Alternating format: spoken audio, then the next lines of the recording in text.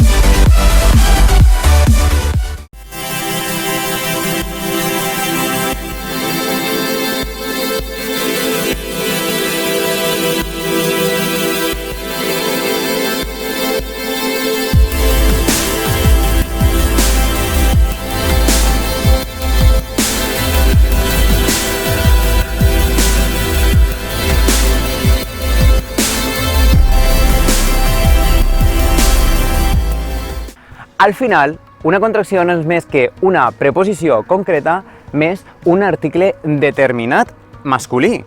I per fer-ne el plural, només cal afegir-hi una S en tots 4 casos. Quant a les preposicions, només en farem servir 4, que són a, de, per i ca. Però què és ca? Ca no és més que l'apòcope, és a dir, l'escurçament de casa. Quan anem a la consulta del metge o d'un advocat, la preposició és ca, que vol dir a la consulta de, al lloc de, a la casa de. D'acord? Per exemple, vaig a ca l'advocat. Com que s'apostrofa com més a la dreta millor, queda a ca l'advocat.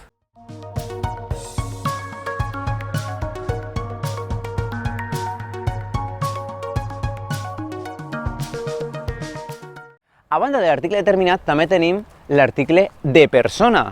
És un article molt curiós i pot funcionar tant en la forma acabada en L com acabada en N. És a dir, el igual a en, la igual a na i l'apòstrof igual a ena apòstrof. Per terres valencianes, l'article de persona només s'ha conservat en toponímia, és a dir, en noms de llocs geogràfics o de ciutats. Per exemple, Callosa d'en Sarrià. L'exemple en femení el tenim amb la Falla na Jordana, de València. També amb noms propis tenim fins i tot noms de negocis, com a Can Joan.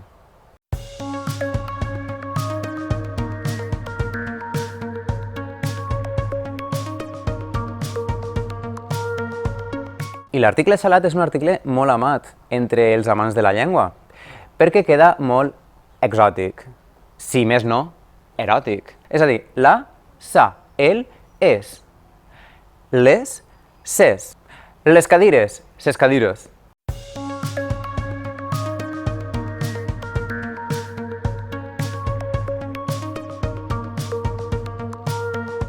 Així que a jugar amb l'article salat.